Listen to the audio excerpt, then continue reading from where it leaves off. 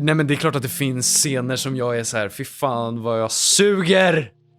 Varför går jag så fort? Eller varför vänder jag mig om så där? Eller varför så här, jag borde ha ändrat melodin i den där replik. Alltså du vet, det är på en sån detaljnivå som liksom ingen annan ser. Men jag ser det för att jag vet att det är, varenda grej jag gör är ett val. Och jag tycker så här, där gjorde jag fel val.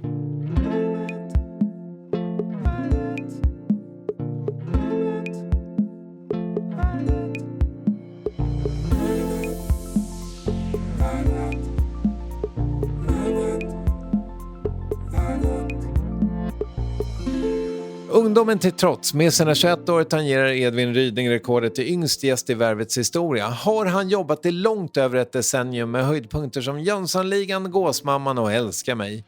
Men det var förstås med världsfenomenet Young Royals som han också blev ett dito. Så hur har det varit att dra sig från alla håll? Hur ser han och agenterna till att det finns ett liv efter den sista säsongen som kronprins på Netflix? Och går det att hålla allt hat stången? Det här är Värvet avsnitt 617 med Edvin Ryding. Kommer du ihåg när vi sågs första gången? Nej. Inte jag heller. Nej. Men det var någon gång. Ja. Och du var så jävla nykänd. Vad är det? Och alla stod... Och du liksom så här... Du fick ett litet vakuum vid en buffé. Och sen så sökte du min blick. Eller om jag sökte din eller både och. Och sen så sa jag så här... Det kommer gå bra för dig. Sa du det? Ja. Gud vad fint. Det kommer bli bra det här. Eller någonting sånt sa jag. Wow. Och då sa du så här... Men fan vad... Då sa du ungefär så där. Åh, tack, sa du. Ja. Och det kändes som att du menade det. Ja, men det gjorde jag. Ja. Det vet jag. Och look at us now. Här sitter vi. Så otroligt tillfreds. Ja. Då kör vi igång, hörru. Yes. Hur har du det? Bra, faktiskt. Det har varit lite rörigt under vintern, liksom. Jag har jobbat för mycket och tyckt att det är svårt att vila. Men nu känner jag att jag börjar få liksom lite rutiner igen. Det är skönt. Ja, du kom hit med en väldigt harmonisk vibe. Gud vad skönt. Att det är det man utstrålar. Ja, tack. Detsamma. Det är jag som ska tacka. Jo, men du har ju varit generös med att prata om att du inte alltid har mått svinbra. Liksom. Jag funderar också på det att just i ljuset av att det har gått så in i helvete jävla bra och att du inte har mått bra ändå, liksom. Går du att prata om det? Ja, alltså ja, det är klart att det gör. Jag tänker väl att det är på en mänsklig nivå bara. Att så här, inte må liksom bäst hela tiden är typ bra. Ja, men jag tror också att det är en del av att växa upp. Och det är en del av att liksom hitta sin väg och förstå vad man har för behov och liksom hur man bäst möter de behoven. Liksom, det är en väldigt, eller kan ju vara en väldigt smärtsam process. Liksom. Sen så har ju liksom, min sån process har ju färgats väldigt mycket av att så här, jag har befunnit mig i ett offentligt ljus under några år nu. Och det kommer med både liksom fördelar och nackdelar egentligen. Inte ens 1000 dagar har det varit faktiskt. Är det sant? Nej. Vad sjukt. Jag upptäckte det idag. Ja. För att jag tänkte sådär, hur länge sedan är det var premiärdag för Young Royals. Ja. Och då är det då som så att det är 970 dagar. 970 dagar. Ändå jämnt. Det är någon slags jubileum här. Ja, och fint. om en månad, ja då är det 1000. Ja. Gud, det är ju bizarrt alltså. Men du, lång fråga nu, men och lite oartikulerad för jag har inte skrivit ner den. Spännande. Men men jag tänkte på det när jag lyssnade på Fördomspodden med dig som gäst. Och Emil pratade om det faktum att media alltid måste ta upp hur många följare du har på Instagram som en faktor. Och då funderade jag lite grann på vad det har gjort med dig. Alltså just att det är sån jävla mängd människor. Det är ju... Jag tycker att det är så svårt att liksom... Det är så abstrakt liksom. Alltså jag tänker att anledningen till att det tas upp så ofta i media är väl för att det för dem är det ju det konkretaste sättet att liksom mäta popularitet eller framgång, liksom framgång och liksom räckvidd.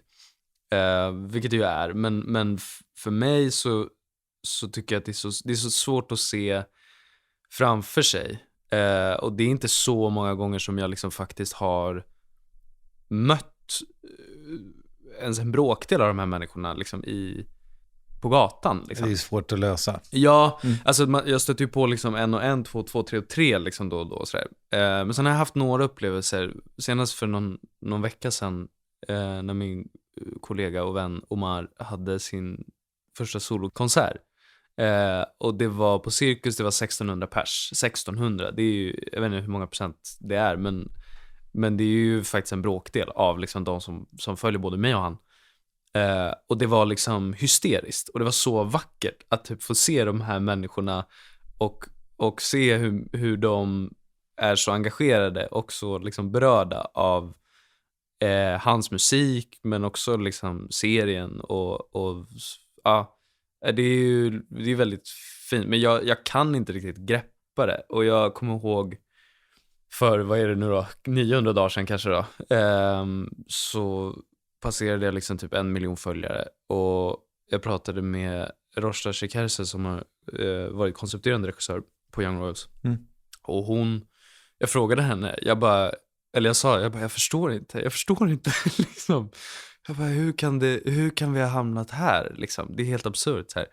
Och hon svarade bara superchill. Hon bara, ja, men jag tror inte man ska förstå. Alltså jag tror inte man ska försöka ens liksom. För då blir det verkligt typ. Och det är inte verkligt. Och det går inte att förstå liksom. Och jag försöker liksom följa det bara. För det är ju, jag tror att hade jag gått runt och liksom fokuserat så mycket på att det är 2,4 miljoner människor som liksom följer, så nu tog jag upp det, men det är för liksom, jag hade blivit knäpp tror jag. Ja, sen är det ju nästan ett år sedan du postade någonting också. Är det? Alltså på griden, ja. Fan vad sjukt. Ja, nej men jag har varit lite off the grid, känner jag. Ja, men det verkar jätteskönt, för det jag tänker mig är, anledningen tror jag att jag ställer frågan är väl sådär, alltså om jag relaterar till mig själv så tänker jag att jag skulle kanske känna en viss press då. Alltså att liksom prestera och att det skulle bli viktigt helt plötsligt på ett nytt sätt hur jag formulerade mig eller sådär. Ja, lite är det ju. Alltså jag vet ju när jag skriver att så här, jag vet ju vad de tycker om, vad de liksom engageras av och vilka typer av liksom kommentarer på andras inlägg som de liksom repostar och tycker är kul. Alltså så här, det är klart att det finns i beräkningen, men jag tycker ju också, det finns ju en liksom en impuls hela tiden att bara skita i, alltså att jag är så här, jag skriver vad jag vill typ. Ni bestämmer inte över mig. Men det är klart att man går runt och tänker på det. Du, vi ska såklart prata om Young Royals och sådär, men du har något internationellt projekt på väg ut, eller? Precis. Ja? Det är en internationell nu vill hunden upp i knät här. Kom. Det är en internationell samproduktion och är inspelad utomlands, men det är producerat av ett svenskt produktionsbolag som heter Yellowbird. Okej. Jag kan inte berätta så mycket om storyn i sig. Det kommer att gå ut snart, men det är det har liksom aldrig gjorts i Sverige innan. Det är en typ av berättelse och en arena som vi liksom inte har berättat om. Och jag spelar en karaktär som är väldigt långt ifrån andra karaktärer jag har gjort. Och det var ett väldigt roligt projekt att vara en del av. Var det. Det är något slags krigshistoria, så mycket har du berättat i alla fall. Det är det. Ja. Det är ungefär så mycket, det är typ mer än vad jag får säga. Men, ja, okej. Ja. Ja, men för du pratade lite om det här i ditt sommarprat också, att när du då fick den här stora succén så har det kommit, alltså förfrågningar kommer i samma härad då som du redan har gjort så att säga. Och då funderar jag på liksom, hur har din agent det? Är hen utbränd? Alltså min svenska agent är hon har liksom styrkan av, jag vet inte hur många människor. Ibland får man liksom ett mejl så här, alltså 23:30 på kvällen och jag är så här, gå och lägg, du har jobbat klart liksom, nu får du ta det lugnt. Men hon jobbar ju också med liksom väldigt många och är väldigt duktig på att se varenda klient hon jobbar med. Hon är faktiskt helt otrolig. Men det kanske var svar på den frågan. Ja, det händer mycket helt enkelt. Men om du skulle schematiskt berätta hur det går till ditt och hennes samarbete. Alltså, det plingar till i inkorgen. Det finns en roll. Det är något slags krigshistoria.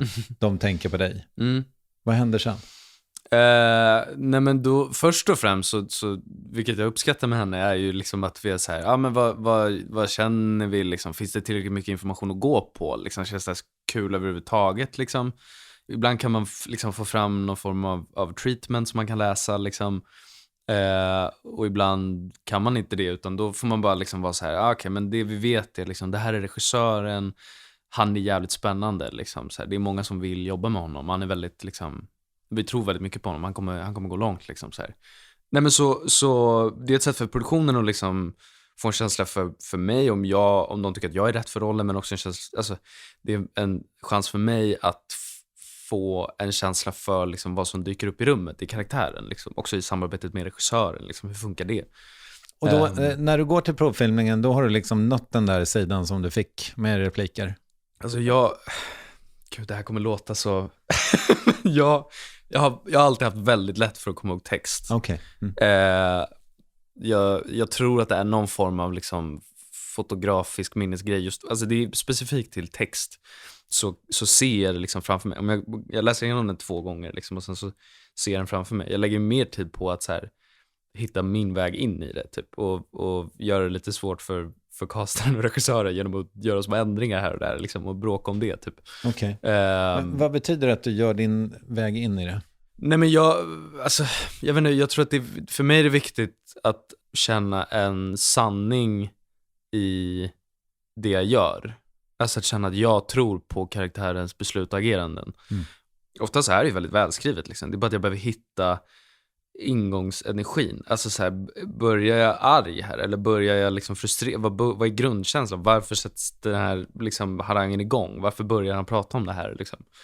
Det kan vara ganska svårt ibland att så här, hitta rätt där, för att det blir ju liksom det blir en fjärilseffekt liksom, påverkar hela resten av scenen, så vill man hitta vändpunkter här och där och där och där.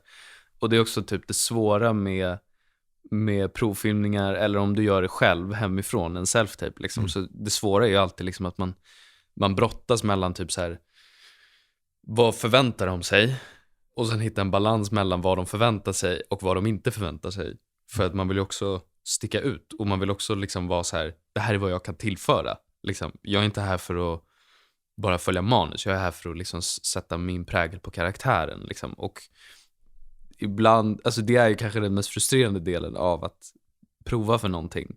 Samtidigt så är det en väldigt rolig process att gå igenom, att testa sig i det där. Och kan det vara så nu, alltså kan det vara så att det du försöker tillföra liksom till provfilmningen är helt jävla fel för att du har för lite information, men att de är så här, men fan, A for effort, du alltså det här var helt fel, men vad kul att du labbar, vi kan prata vidare, eller? Nej. Ja, jag tror att i teorin skulle det kunna vara så, men det har nog aldrig hänt mig. Nej. Snarare så är det ju så att de kan säga åt mig så här, jag fick för någon månad så var det någon som sa åt mig så här, de bara, vi hade gjort den. Och så man känner sig så dum då. Man har gjort en tagning. Och sen så säger de så här, jättefint, tack.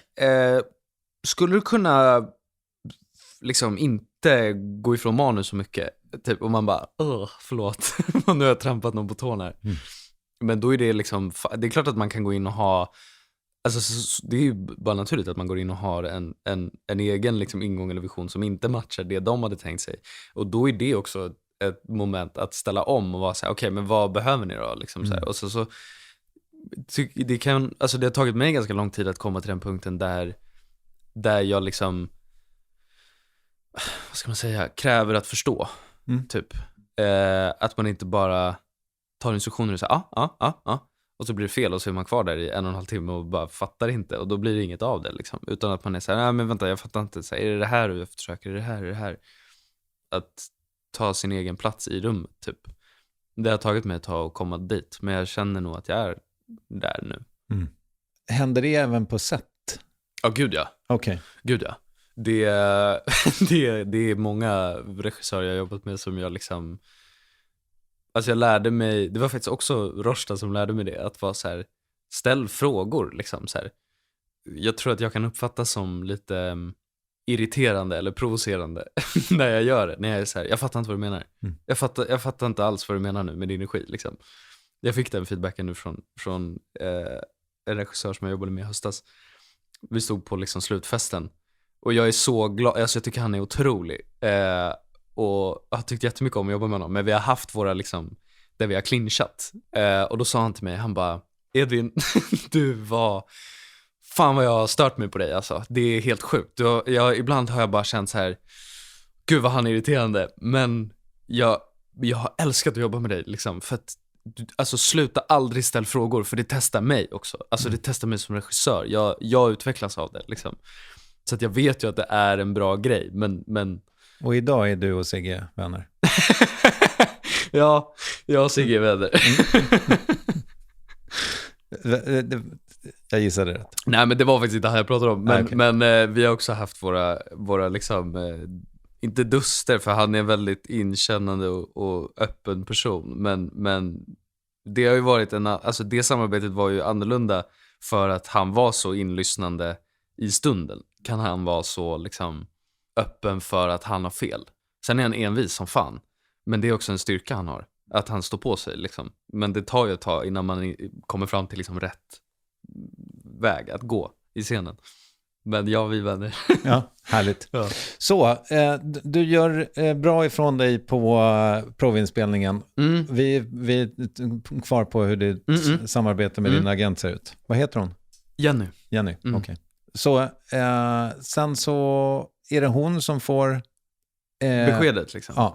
Ja, oftast är det ju hon, de ringer för att dialogen är liksom mellan henne och produktionsbolaget. Och då blir det liksom en callback. Ska du in och göra flera grejer då? Eller har du fått rollen? Ofta så är det ju det. Alltså, ibland kan jag ju gå från en inspelning eller en provfilmning och känna så här, nej, det där är nog ingenting för mig liksom. Det här projektet känns inte som att det är jag som ska göra liksom. Och vad kan det vara som fallerar då? Alltså, ja, men det kan vara liksom att jag tycker att typ, jag tycker inte riktigt att manuset känns helt 100. Det kan ju vara fine om det känns som att så här, jag jobbar bra med regissören, eller liksom så här, det känns spännande liksom. Oftast i en första runda så träffar man inte regissören, utan då är det bara med castaren. Men det måste ju finnas ett frö där, att säga jag hade kul med den här karaktären typ. Och vad har jag gjort bra ifrån mig, så får jag en callback, då ringer Jenny och säger så här, eller ofta så pratar vi liksom direkt efter provfilmningen och bara debriefar, hur kändes det liksom, hur var det kul, så men vi får se vad de säger då, så här. Och sen så ringer hon igen ett tag senare och säger, men du har fått en callback liksom. Och då kan det ju vara, nu för det här projektet senaste som jag gjorde, så då gick jag igång så mycket efter första provfilmningen och gick hem och liksom gjorde massa research i typ 2 veckor. Liksom satt och kollade massa olika program och sökte runt och höll på och började kartlägga liksom.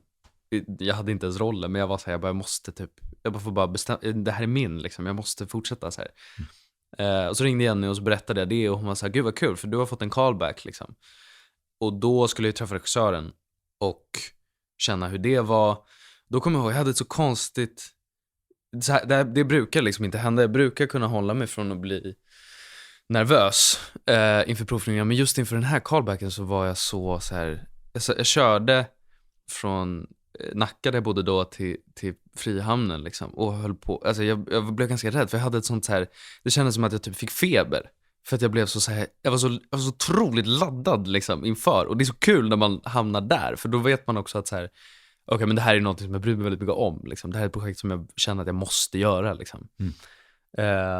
Men så träffar jag regissören och vi gör liksom scenerna och vi sitter och pratar lite, han och jag, efteråt, vilket också är kul typ. Det är skönt att göra, för att då får man liksom, alltså relationen mellan skådespelare och regissör handlar så mycket om tillit. Och att få det ögonblicket redan på typ en första callback, att så här, nu sitter vi och pratar och du berättar om din vision och jag berättar vad jag får för tankar om den här karaktären och den här världen och så här, hur jag tycker om att jobba och sådär. Ja, sen åker jag därifrån och sen så får Jenny besked. Ibland så är det att de har gått vidare med någon annan. De var ute efter någon äldre eller liksom sådana där grejer. Och ibland så ringer hon och är så här: Du har fått ett erbjudande liksom. Vill du ha den typ? Och då så pratar vi om det då liksom. Förlåt, vad är det för parametrar som är viktigast där? Är det liksom antalet dagar och sånt som spelar in? Nej, det är inte det viktigaste skulle jag säga. För mig handlar det mer om liksom, det börjar ju typ i det kreativa och sen går det över till det praktiska. Det är liksom ändå sekundärt i så här, vilka är med, vart ska vi spela in, hur många dagar, när spelar vi in. Det är ungefär det som de samtalen brukar handla om liksom. Har jag tid? Vill jag liksom lägga tid på det här nu? Men liksom, anledningen till att jag frågar om dagar är väl för att jag tänker mig att okej, nu kanske inte det säger, eller jo, det säger väl någonting om storleken på rollen, tänker jag. Och för dig då kanske det är viktigt att liksom så här, ja, fast jag kan inte gå in och spela en tredje största biroll här nu. Ja. Nej, men jag har inga problem med det, och så länge det är en bra karaktär liksom. Sen finns det ju liksom cyniska delar av mig som är så här, som jag har absolut tänkt tanken att så här, okej, men nu jag går från Royals liksom, jag är väldigt associerad med Young Royals. Där spelar jag liksom huvudrollen. Det är liksom jag är center of attention liksom, nästan hela berättelsen. Vad är smartast för mig karriärsmässigt liksom? Är det smart att ta de här birollerna liksom, och sådär. Men jag har också förstått, eller jag har också lärt mig liksom, att så här, det spelar ju ingen roll så länge det är starka karaktärer som jag gör någonting av, så att de sticker ut, så att folk blir berörda av dem liksom. Det finns ju skådespelare som har gjort karriär på biroller liksom, och är betraktade som några av de bästa någonsin. Nej, och jag tänker mig också just i ljuset av att du är så pass ung, det finns ju tid. Ja, precis. Det är lätt för mig att glömma bort det. Du ska ju jobba med det här tills du är 90, har du sagt någonstans. Precis, jag brukar säga det.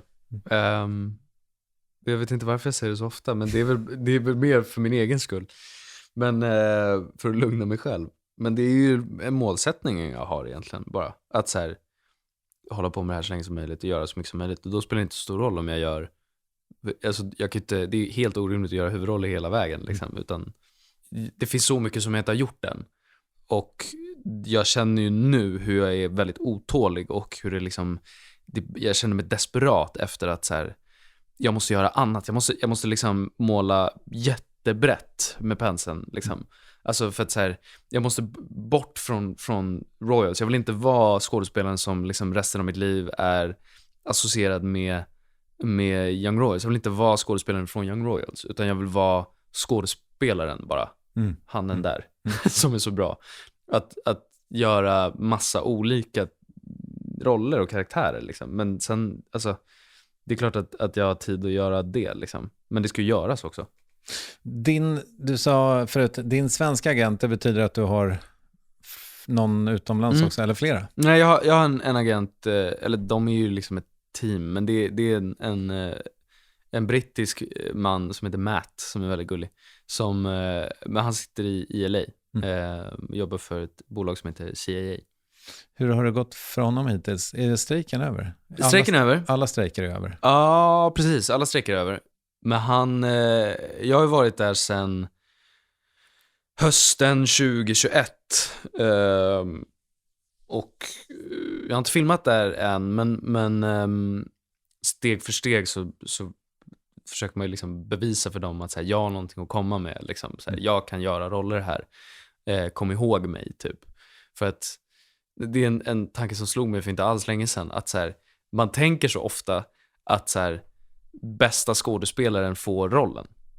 Men så är det ju inte, utan det handlar ju oftast bara om så här, ja, men vem vibar regissören med mest, eller liksom vem ser bäst ut i förhållande till, det ska funka med, man kastar utifrån mamman och då ska det vara utseende grejen som ska funka, alltså så här, det är så många andra parametrar som spelar roll. Och där handlar det ju liksom om det, men också för mig att då här i Sverige finns jag ju i någon form av register liksom. Alltså castarna vet att jag existerar här och vet vad jag går för. Och det måste jag liksom etablera där borta genom att göra provfilmningar, ta mig vidare till nästa runda så att jag liksom hamnar att jag är med när det smalnas av liksom så här.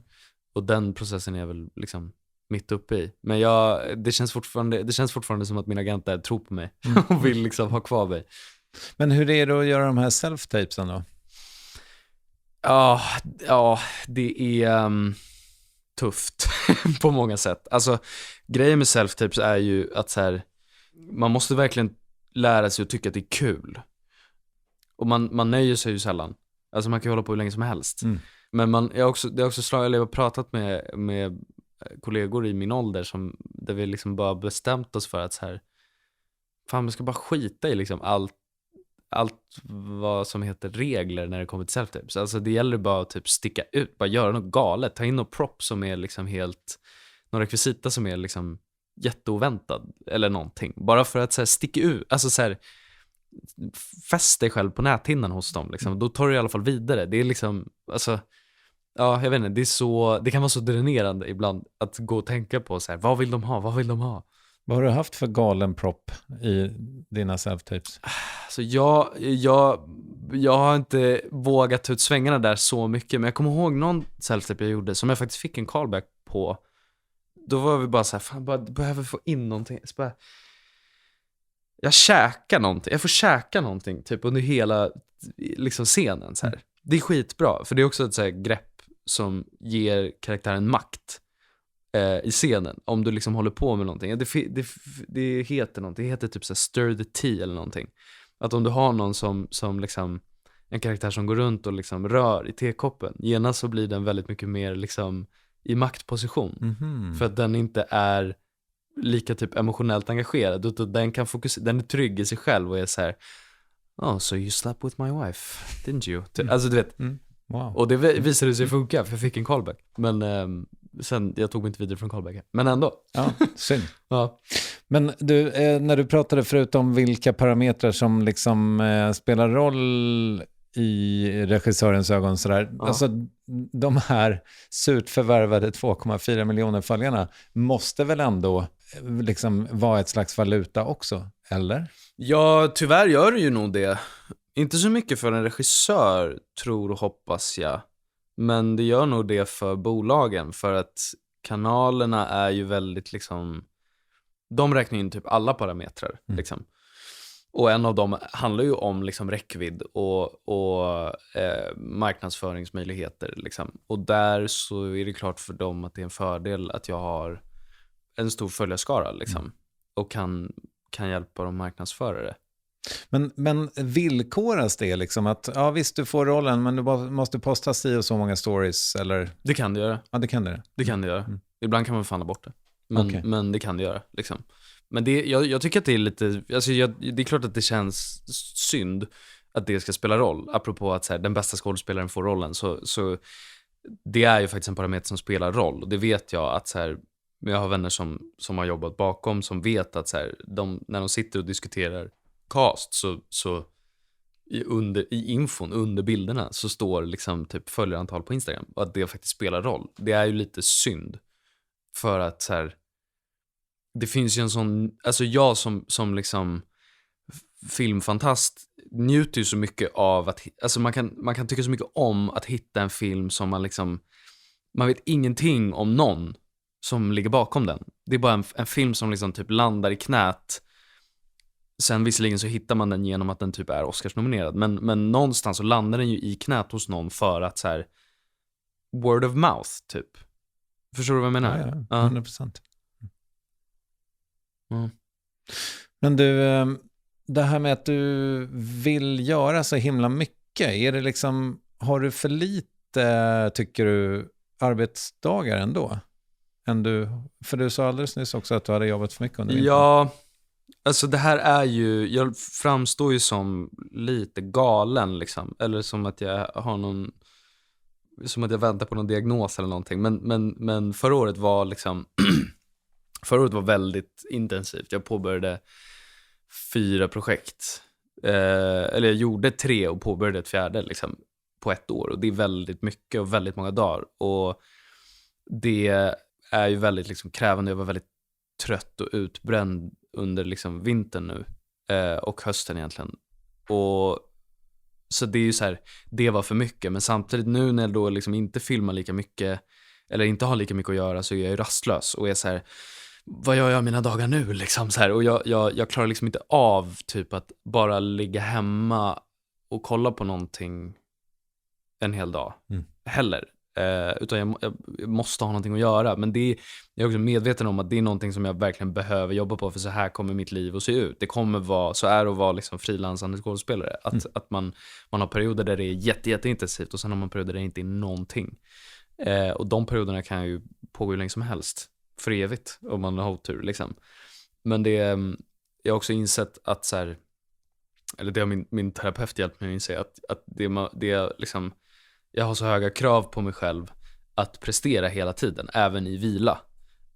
Och det är väldigt hämmande bara för ens välmående. Så det jag behöver är ju någon form av liksom kravlös, prestationsfri inspirationsinhämtning. Gå på museum eller gå på teater eller gå på alltså bara så här, ta en promenad, bara göra grejer som jag mår bra av liksom. Och det är lättare sagt än gjort, men det är liksom min målbild nu under våren, att försöka bara vila. Ja, jag kan relatera till det jättemycket. Jag har ju också en tillvaro där jag egentligen skulle kunna gå på bio 4 dagar i veckan på dagtid när alla andra är på jobbet. Men det gör man ju bara inte. Nej. För det känns sunkigt. Ja, det är liksom okonventionellt på något vis. Och du förstår vad jag menar, att man försöker typ så här, på något sätt försöker man ändå passa in i formen. Man försöker följa någon form av 9-5-upplägg ändå. Vilket jag typ aldrig har dragits till liksom, utan njuter ganska mycket av att så här, av att ha liksom arbetstider som är jättekonstiga. Men sen så liksom har man liksom off time, och då försöker man vara så här: okej, nu ska jag vara normal. Då kan man inte gå på bio mitt på dagen. Alltså det är fascinerande. Men som nu då, när vi sitter här slutet av februari, vet du vad du ska göra härnäst? Nej, inte konkret. Eller jo, på ett sätt gör jag ju det. För att nu, perioden nu handlar väldigt mycket om Young Royals och att få leverera den till publiken. Och det ser jag väldigt mycket fram emot. Och det är en väldigt liksom stor grej för mig och för Netflix. Och det är en väldigt kul period egentligen. Är det pressturné nu? Ja, lite så. Lite så. Så jag har det, och sen så har jag lite ledig tid, och sen så kommer en del av dig. Och då... Sigge Eklunds film. Precis, och då börjar jag om igen med det. Liksom. Då blir det en pressturné med det. Liksom. Men rent filmmässigt och sådär så finns det bara drömmar just nu. Men ska du till Amerika och prata Young Royals också? Vet faktiskt inte än. As of right now. Där förra gången vi gjorde det kom ju det liksom, det damp ner i knät på oss en vecka innan. Liksom. Packa väskan, ni ska dra till New York typ. Så att det där, jag har inte uteslutit det, men samtidigt så är det så här, jag skulle inte bli förvånad om det inte blir så. Däremot vore det kul. Men sen så, vi träffar ju journalister därifrån över Zoom liksom. Okay. Så att den marknadsförs ju där också i medierna samtidigt. Welcome. Thank you so much. Thank you. This is your US TV debut. Yes. Edwin, can you tell everyone what this show is about for people that haven't seen it? Yeah, well, in short, it's a story about freedom and being who you are, but we follow the Prince of Sweden. He gets sent to this boarding school in Sweden named Hillerska, and he meets Simon, and he falls in love. När och hur blev du så bra på engelska? Jag har lyssnat på intervjuer när du pratar engelska.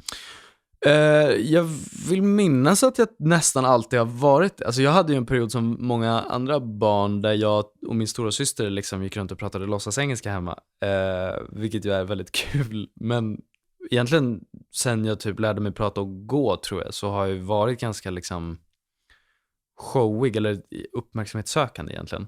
Och jag tror att det är också en anledning till varför jag jobbar med det här idag. Och har alltid tyckt att det har varit kul att typ imitera och liksom härma. Och, alltså den grejen har alltid funnits där.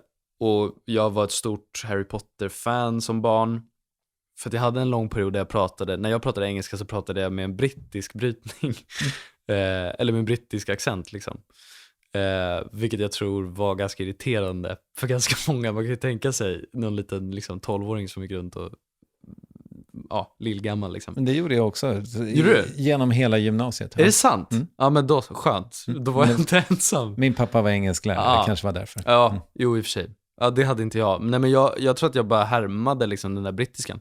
Och sen efter ett tag så började man liksom konsumera mer amerikanska serier och filmer och allt vad det var. Och då, jag minns väldigt tydligt en dag, liksom, jag gick i 6:an tror jag. Och så bara switchade jag och bestämde mig för att säga, jag ska prata amerikanska liksom. Och då bara härmade jag typ en melodi som jag redan hade hört. Och sen dess så har jag liksom jobbat på den egentligen.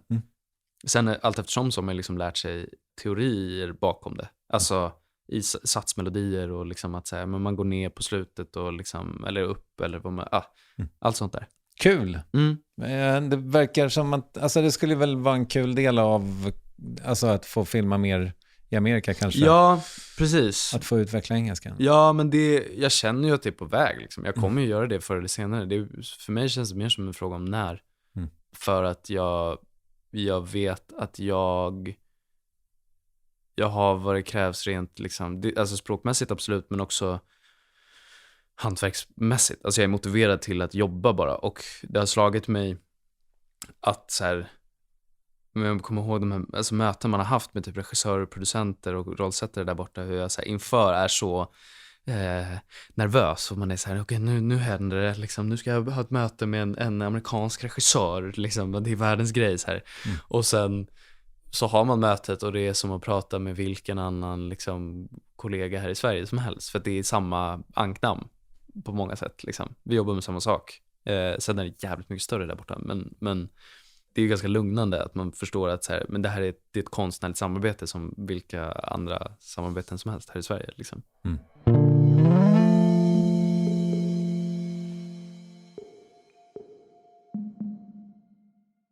När var du på set för sista gången med Young Royals? Den 28 juni 2023.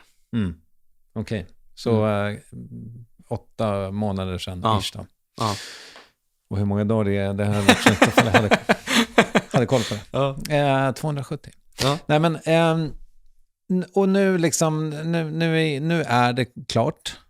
Det blir inget mer. Nej. Har du sett den? Hela? Ja, det får jag faktiskt säga att jag har. Jag har inte sett den låsta versionen av avsnitt 6. Okay. Men storymässigt så har jag sett den liksom. Och hur känner du i att se den då? Vad sjukt, jag får rysningar. Alltså, nej men jag blir väldigt rörd när jag tänker på det. Faktiskt, för att jag har varit så liksom inne i den världen nu, och liksom den karaktären har liksom betytt så mycket för mig, och liksom det är ju som en, alltså för mig är den karaktären som en sån här lillebror. Alltså jag kan vara så fruktansvärt irriterad på honom och beslut han fattar, och är så här, ibland kan jag vara så här, varför har han de här kläderna på sig? Alltså du vet, alltså det är på en barnsnivå att jag liksom lever med den karaktären. Och jag vet ju också vad den betyder för publiken. Och det har gjort att så här, de föregående 2 säsongerna så har jag varit så kritisk inför vad det är och liksom kvaliteten på det, och varit så här, jag bara, den där scenen sitter inte typ, och det där är liksom, det där tonen här är du vet. Och det har varit så frustrerande, och det känns som att jag i liksom 3 år har jagat efter en känsla av så här, det här är fan fint liksom. Och jag känner det nu. Och det är så vackert på något vis. När jag hade sett klart så ringde jag upp vår manusförfattare och skapare Lisa Ambjörn, och vi typ satt och grät i telefon båda två, för att jag var så här, jag bara, det är så otroligt att så här, att känna det äntligen. Att så här, det här är så fint. Jag längtar verkligen bara efter att få ge det här till publiken. Och vi har ju också en dokumentär som kommer som heter Young Royals Forever, som är liksom inspelad under processen av den här sista säsongen. Och den såg jag också för några veckor sedan och satt och grät i typ en halvtimme efteråt för att jag blev så rörd av liksom bara rent professionellt vad det här har inneburit, liksom relationen till publiken och allt jag har lärt mig, människorna jag har fått träffa och jobba med och lärt mig av, och liksom känslan av tonen att så här, det är ett värdigt och fint avslut liksom, och så man blir väldigt berörd av det liksom. Men också privat, alltså så här, relationerna som jag har fått av den här processen, och att vi har liksom varit bara massa ungdomar och skådespelare som är liksom up and coming och hungriga på mer och lära sig, och liksom så sättet vi har utvecklats på under de här åren, och vi har bara spenderat all den här tiden tillsammans. Jag blir så rörd av det faktiskt. Jag förstår det. Ja. Men och det här som jag tolkade in då, det självkritiska. Hur var det med den sista säsongen? Nej, men det är klart att det finns scener som jag är så här, fy fan vad jag suger, för det gör alltid. Men jag har också lärt mig typ att ta det där med en nypa salt ju. Att det snarare handlar om att så här, det jag tycker snarare att det är en bra grej typ, att det är så här, okej, men skönt, då är jag inte klar än liksom. Men vad är det du stör dig på? Kan du, eller? Alltså det är ju så nitiskt att det är liksom så här, varför höjde jag på ögonbrynet i den där repliken typ? Eller varför rörde jag så mycket på ögonen? Tänk om jag bara hade låst blicken i just den där sekunden liksom, och inte rört där liksom, så här, då hade det gett den här känslan. Eller liksom, varför går jag så fort? Eller varför vänder jag mig om så där? Eller varför, så här, jag borde ha ändrat melodin i den där repliken. Alltså du vet, det är på en sån detaljnivå som liksom ingen annan ser. Men jag ser det, för att jag vet att varenda grej jag gör är ett val. Och jag tycker så här, där gjorde jag fel val. Och det är ju frustrerande som fan mest. För att jag kommer nog aldrig att uppnå ett perfect score liksom. Fast hade du velat ha det då? Alltså jag funderade på det, för jag skrev en fråga som var typ så här, men vad kul att du, eller så här, vad fint om du skulle tycka om att se dig själv. Men jag tänker att jag antar att det ingår lite i jobbet att man inte gör det till fullo. Ja, precis. Alltså exakt. Alltså det finns en regissör som heter Alexis Wik som han är skitduktig, han gjorde Vinterviken och bra artist också. Ja, bra artist också. Vi satt och pratade, jag kommer inte ihåg länge sedan här, men vi satt och pratade, och han sa till mig så här, han bara, jag tror att som skådespelare måste man liksom, du måste ha lite hybris, alltså du måste vara väldigt ödmjuk, men du måste också ha hybris. Det är viktigt för att ta dig framåt typ, och att hitta den balansen är svår. För det är klart att det finns scener där jag tänker så här, fan vad tung jag är liksom. Den där scenen blev ju skitbra liksom. Gud vad mycket känslor jag kan förmedla liksom så här. Och sen finns det ju scener då där jag är väldigt kritisk och tycker att det inte alls är bra liksom. Och den balansen är nog väldigt bra. Jag skulle inte vilja ha ett projekt där jag är så här, nice, där satt varenda jävla scen. Jag är ju perfekt liksom. För då är det ju förmodligen inte perfekt heller.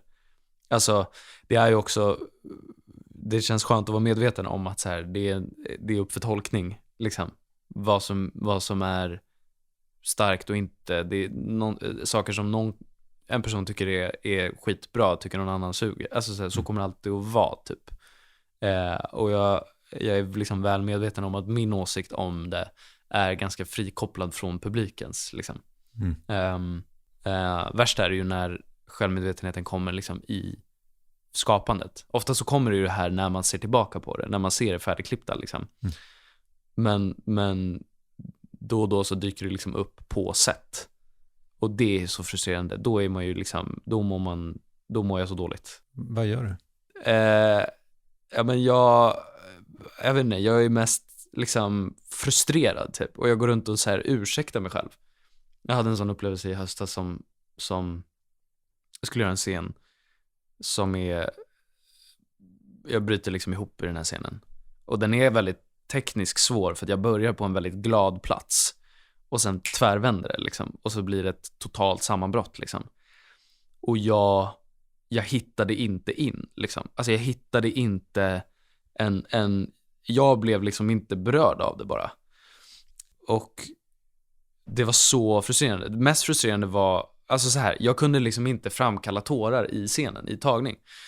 Och efter ett tag så blev jag ju så frustrerad så att jag gick iväg och liksom grät mellan tagningar istället. Och då var jag så här: nej men nu är jag ju här, nu rullar kameran liksom, nu kör vi typ.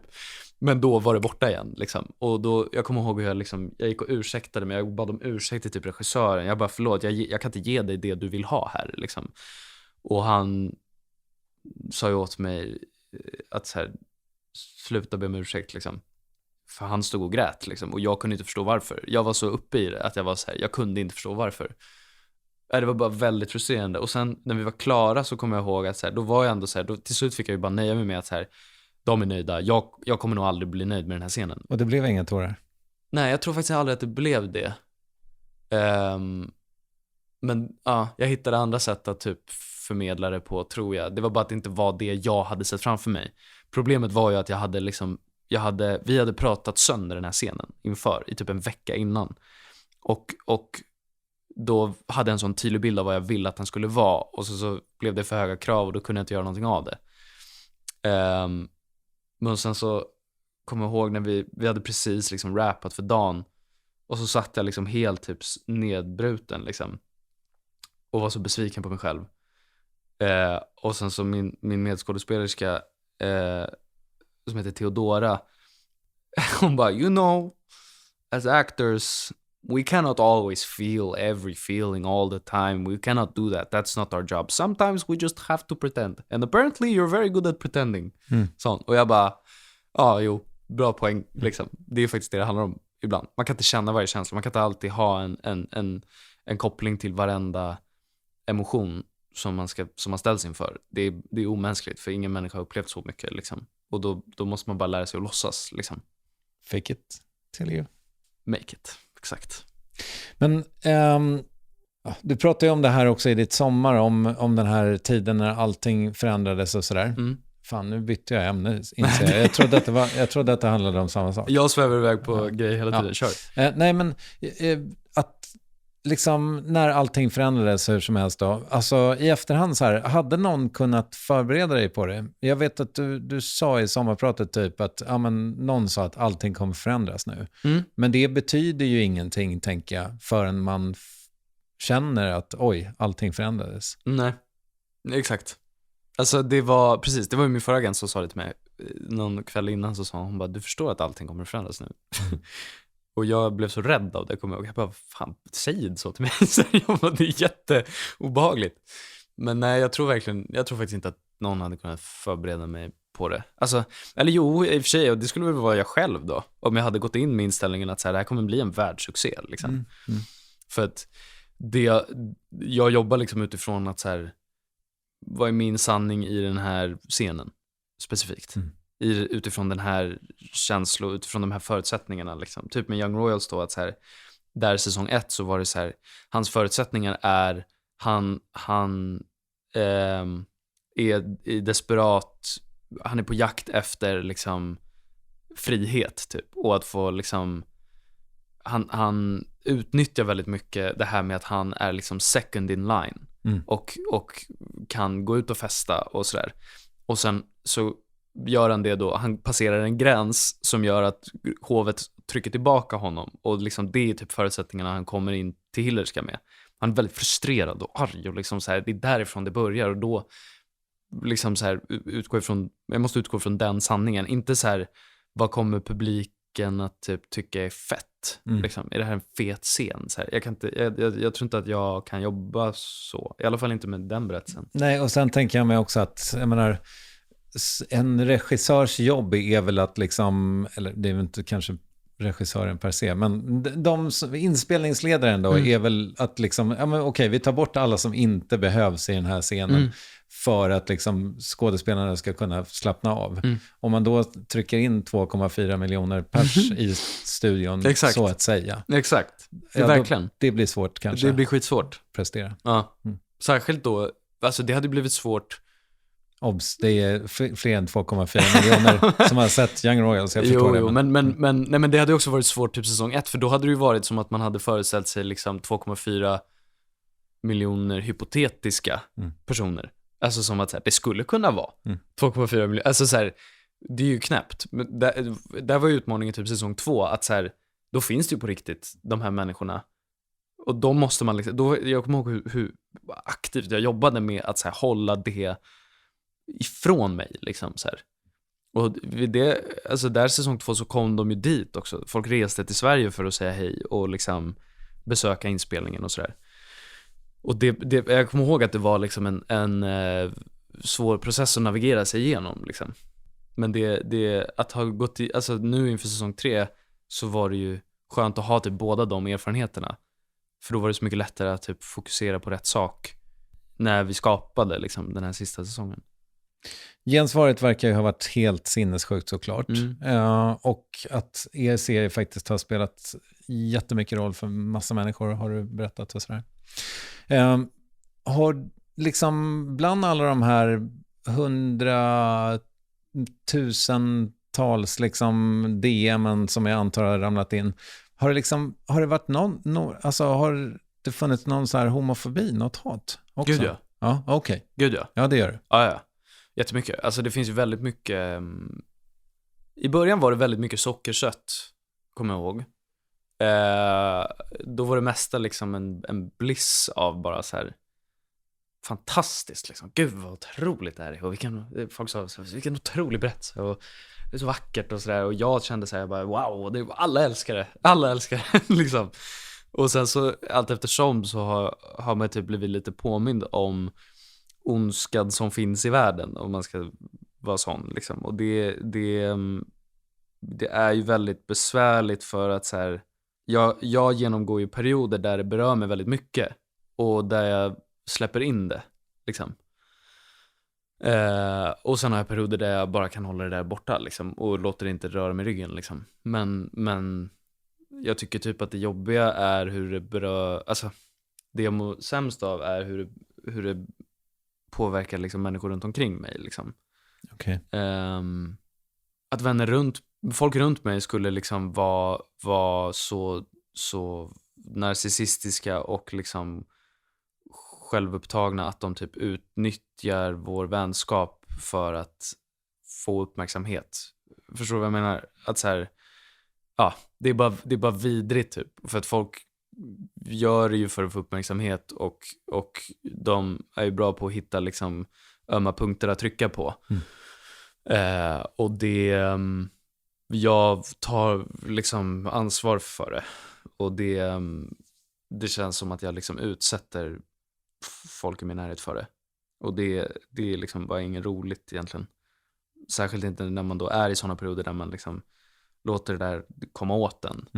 Det är klart att jag kan vara ett starkare stöd om jag också är så stark i mig själv att jag inte blir berörd av det. Men jag tycker att det är svårt. Hörru. Nej, lägg dig ner. Så. Ja, jag ska bara göra färdigt intervjun. Ja. Jag jobbar på. Jag ber om ursäkt. Rätt vad det är blir det kul. Ja. Ja, jag fattar. Men så liksom, finns det en del av det nu då, när liksom när världen ska se det här igen, liksom, som är så här, okej, nu får det buckle up, för nu får jag akta mig för min inkorg här också, eller? Ja, det är klart. Alltså nu har jag loggat ut från Twitter till exempel, för det är ju bara en härdsmälta av jidder på många sätt. Och jag mår väldigt bra av att inte vara där liksom. Och det tror jag är liksom en del av att här, jag vet att nu, för man märker ju redan nu hur det börjar liksom trappas upp, allt eftersom att Netflix börjar liksom trycka ut innehåll som har med Young Royals att göra, och liksom premiärdagen närmar sig och så känner jag hur jag garderar mig. Och det kanske bara är nödvändigt egentligen. Jag behöver nog sätta den gränsen för att kunna må bra i det. Liksom. Fan, speciellt alltså. Du, en grej som vi har diskuterat lite hemma.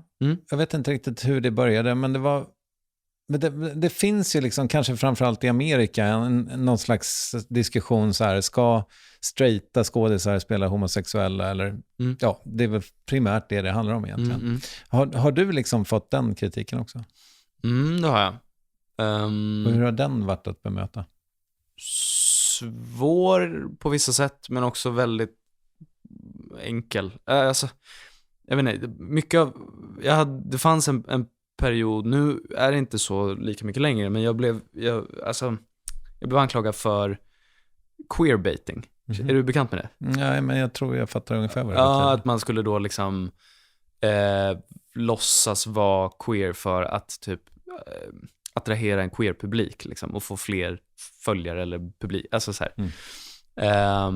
Och jag tycker att det är liksom irrelevant bara, eller det är ett begrepp som är liksom ganska korkat om jag ska vara ärlig, för att så här, jag har alltid varit av liksom devisen att så här, det ska inte spela någon roll egentligen huruvida jag är queer eller inte, eller vad jag har för sexuell läggning, eller alltså så här, det ska inte spela någon roll, särskilt inte utifrån mitt jobb typ, för att så här, det handlar bara om det är konst liksom, det är också fiktion, alltså så här, det jag gör en gestaltning, och om jag lyckas, alltså det är klart att det är, alltså om det är en värld som jag inte är, det kan handla om vad som helst liksom, om det är en karaktär som är på ett sätt eller kommer från en värld som jag inte är bekant med, så krävs det ju mer av mig för att liksom förstå karaktären och liksom gestalta den på ett trovärdigt sätt,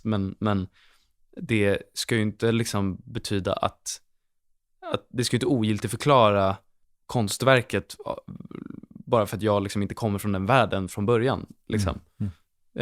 Tycker jag. Så att på det sättet så har det varit ganska enkelt att liksom bemöta, men samtidigt så är det så här, när det kommer typ en våg av liksom folk som inte tycker om en eller liksom kritiserar en för grejer, så det kom under en period när jag var ganska liksom, det var en sån period när jag inte kunde liksom hålla det ifrån mig, utan blev ganska liksom drabbad av det, och det, jag vet att det drabbade liksom andra skådespelare från som har gjort liknande berättelser också liksom.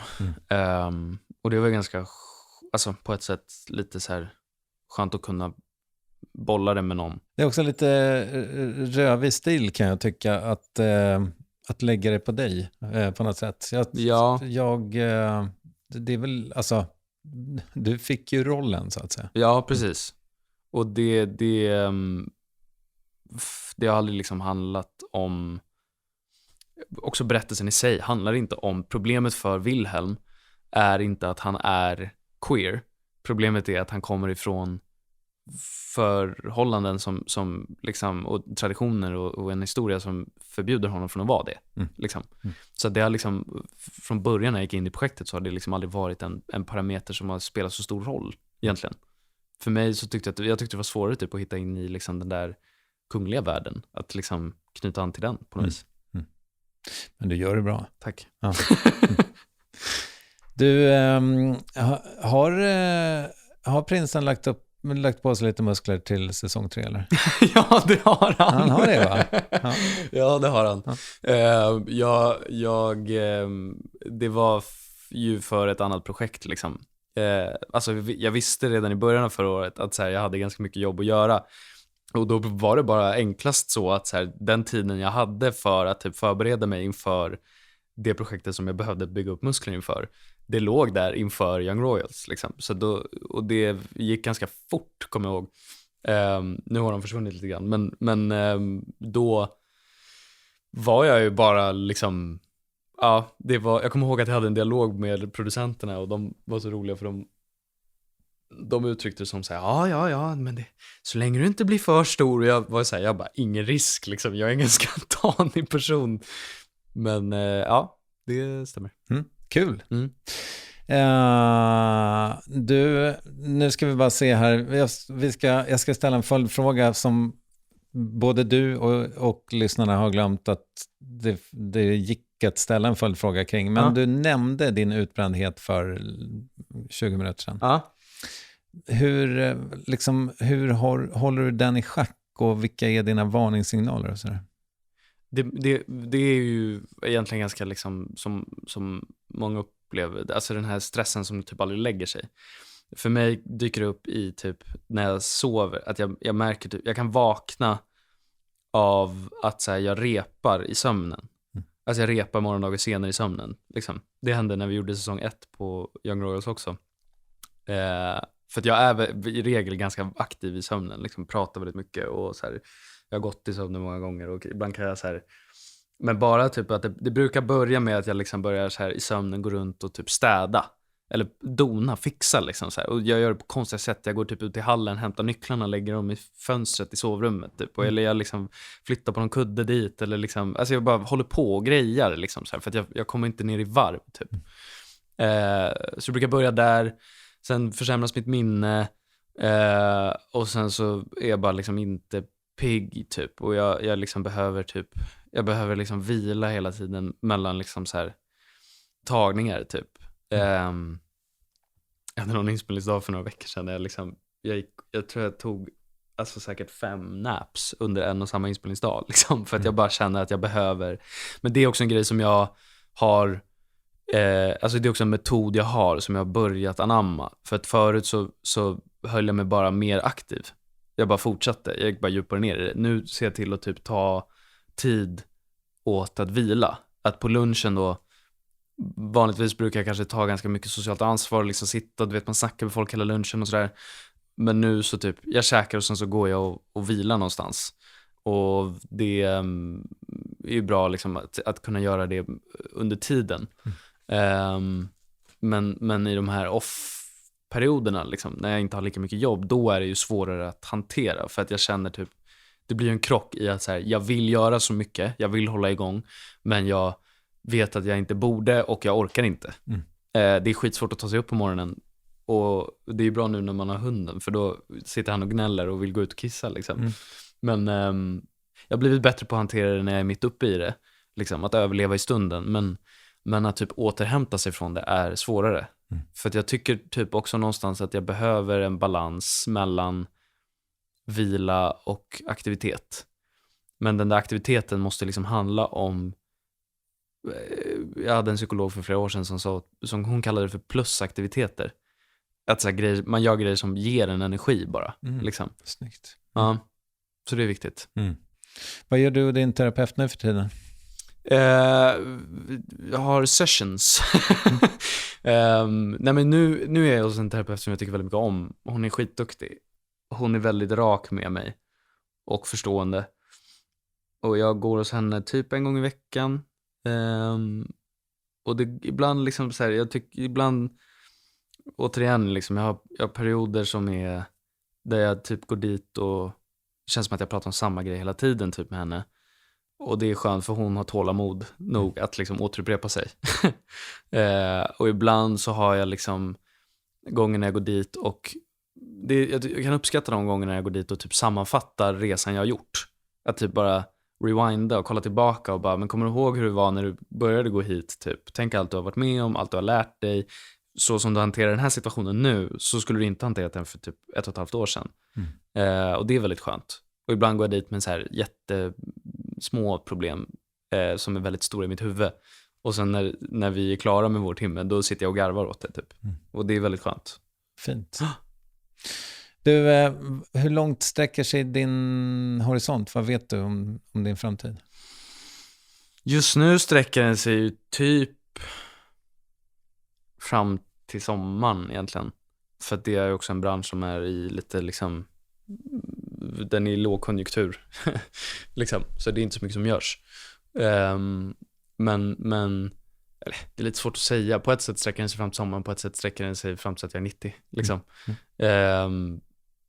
För att jag är ju ganska, eller jag känner mig väldigt målmedveten. Kommer du skriva något? Det kommer jag. Det håller på och har gjort det i typ 1,5 år. Wow. Själv? Nej, med 3 goda vänner som heter Arthur Bagheri, Isak Halmroth och Timothy Nyström. Vi håller på med ett projekt som liksom, det har tagit ett tag att forma fram det, men nu är vi i en fas där det börjar bli liksom mer konkret, vilket är väldigt kul, och jag ser fram emot att liksom få göra det projektet.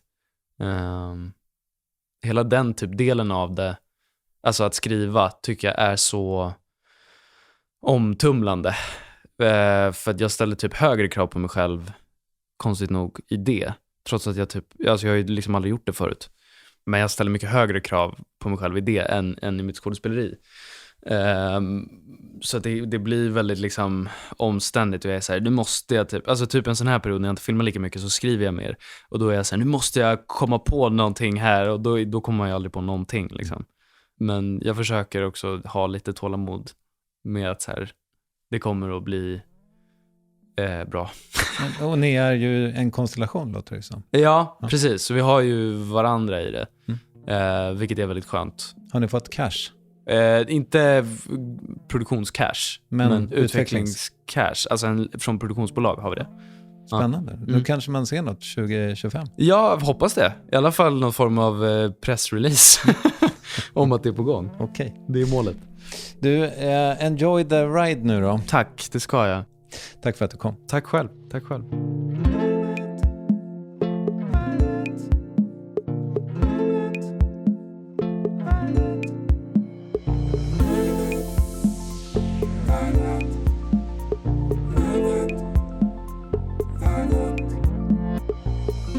Young Royals säsong 3 ute nu, och Young Royals Forever, den här dokumentären som Edvin nämnde, ja, den kommer den 18 mars, och filmen Avgrunden är också ute, allt detta på Netflix. Edvins hund Otis och Edvin själv är förstås med i Uppvärvning, som du hittar på Varvets Instagram @varvet. Vi som gör den här podden är producent Nini Westin, och så jag som heter Kristoffer Triumf. Vi hörs om max en vecka. Tack för visat intresse. Adjöss.